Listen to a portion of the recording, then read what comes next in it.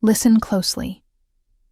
Stop for a moment, right now, wherever you are, and truly listen to the sound of your own heart beating, that relentless, steady drum that has carried you through every single victory and every single mistake.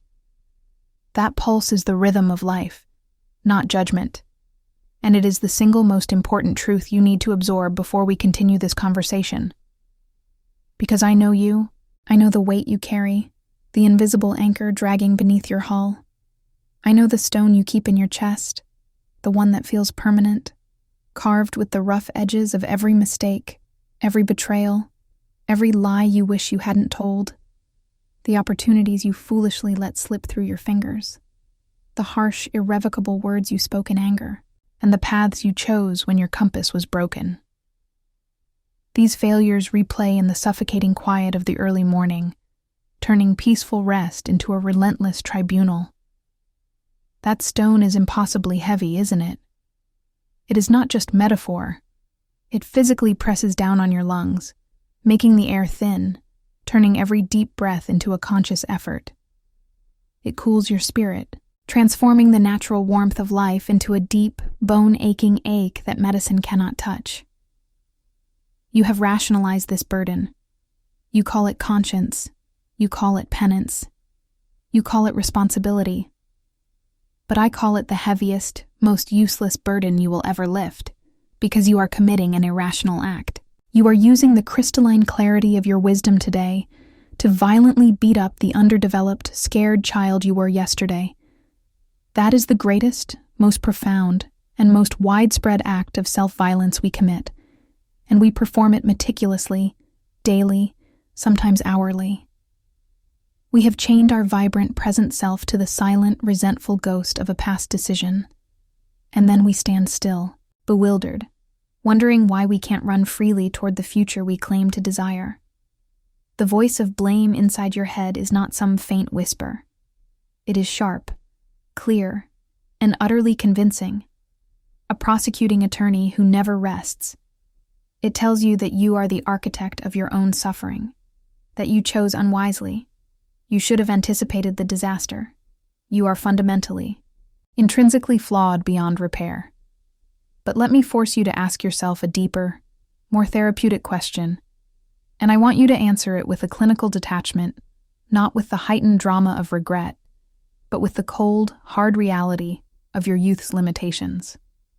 When you were standing at that crossroads, when you were uttering that word, when you were taking that irreparable action that haunts your nights now, did you truly have the complete toolkit?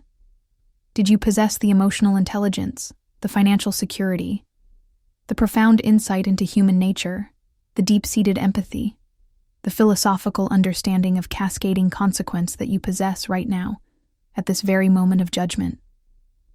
The answer is an immediate, undeniable no. The person who made that catastrophic mistake was necessarily a younger, less equipped, less educated, less experienced, and less emotionally evolved version of the self who is now condemning them from a position of safe hindsight.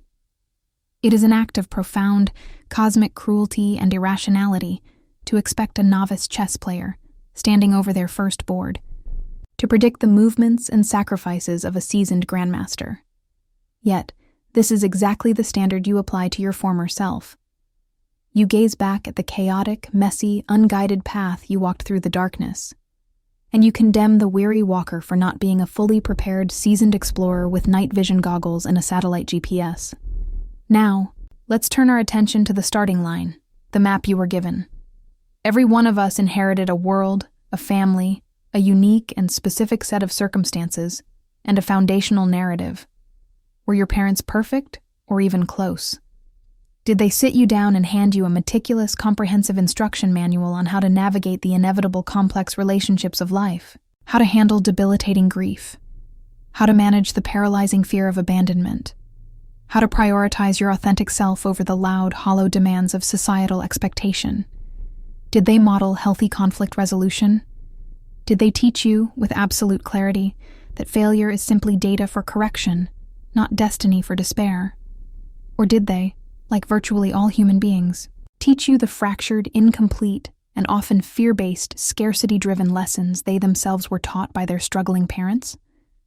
Did they, without malice but with profound impact, unintentionally pass on their own anxieties, their own deep avoidance behaviors, or a crippling need for external, fleeting validation, because that was the only currency of love they had ever learned?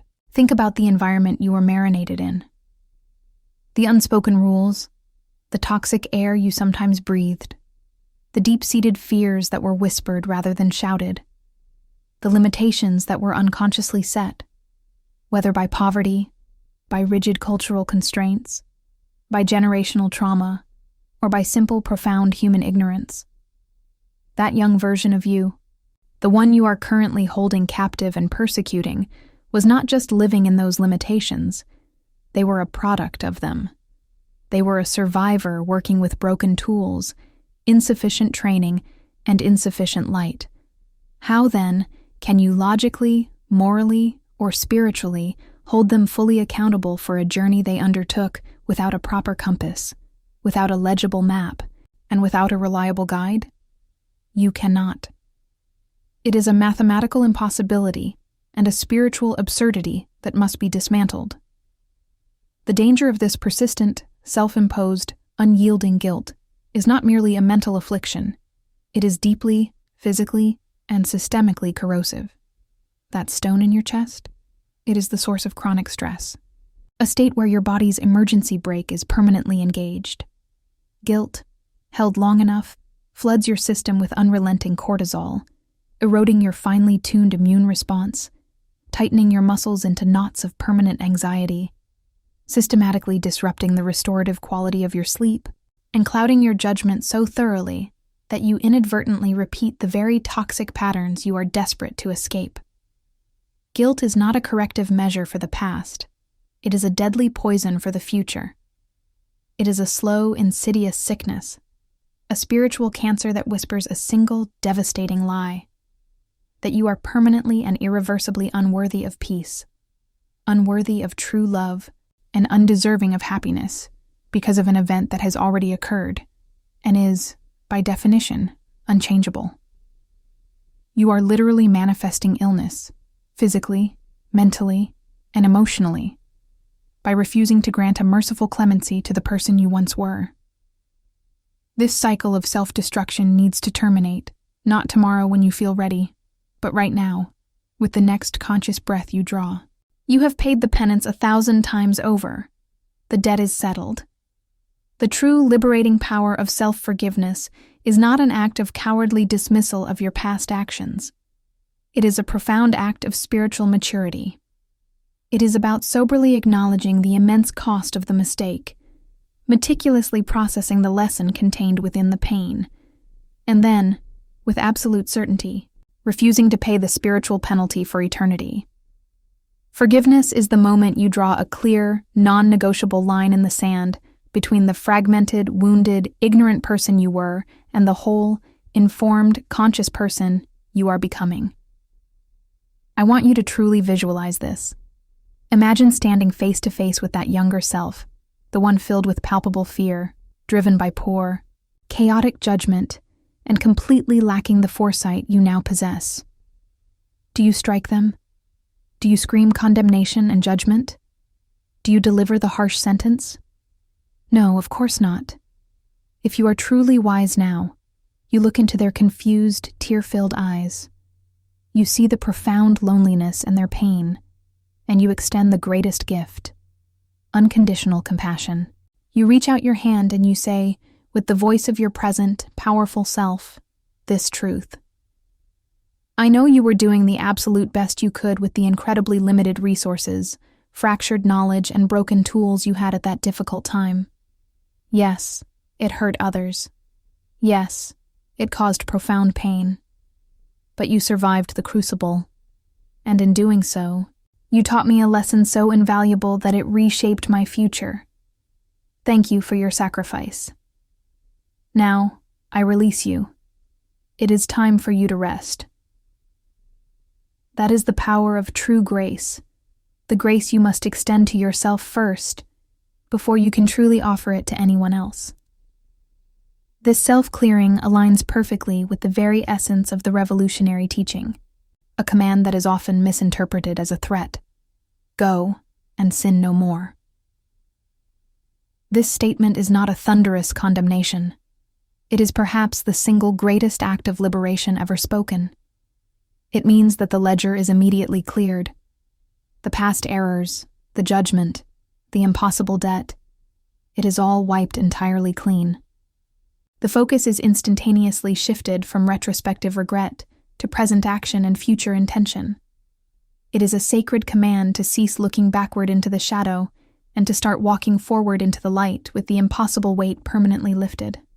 It acknowledges, yes, you did make the mistake, but it instantly gives you a new directive. The moment of repentance is complete. The crucial understanding has been gained, and now your only moral and spiritual obligation is to use that hard-won, costly wisdom to consciously choose a dramatically different path today. The past, my friend, is not a life sentence. It is merely a prologue, a heavily edited, sometimes painful but ultimately necessary first chapter that led by a messy route to the powerful book you are finally writing now. You are not defined by the one chapter you regret, but by the story of redemption and intention you choose to tell from this luminous moment on. So, let us find our happy ending, not in some sudden deus ex machina magical solution, but in the slow, inevitable, deliberate dawn of peace that settles over your soul. Your permanent path to true freedom, health, and joy begins with one quiet, firm, irreversible decision: to put the stone of guilt down, entirely. Feel the weight instantly dissipate from your shoulders and your heart. It might feel profoundly strange at first, almost like you've forgotten something essential, but that emptiness is just space, virgin space for new light, new, healthy growth, and vibrant, focused energy. The mistakes you made, the people you hurt, the opportunities you fumbled, they are not your identity, nor are they a prophecy of your future. They are simply the painful but priceless tuition you paid to enroll in the elite school of wisdom. You have not only survived that school, you have graduated with honors. You are wiser, infinitely kinder, dramatically more empathetic, and more resilient precisely because of those difficult, formative lessons. You have learned the true boundaries of your own strength, the profound depth of your own capacity for change, and the crucial importance of extending the exact same gentle understanding to yourself that you would instinctively offer to your most beloved, broken friend. The corrosive shame is gone, permanently replaced by sober, courageous, actionable knowledge. You are no longer trapped in the cruel, endless loop of self-recrimination. You are free to finally turn your face toward the sun, carrying only the invaluable lesson, and never, ever the burden. Go now. Breathe deeply into the space where the stone used to be, and live the rest of your magnificent story in the light you have earned. The most important journey begins today, unburdened, and it is going to be the best part yet.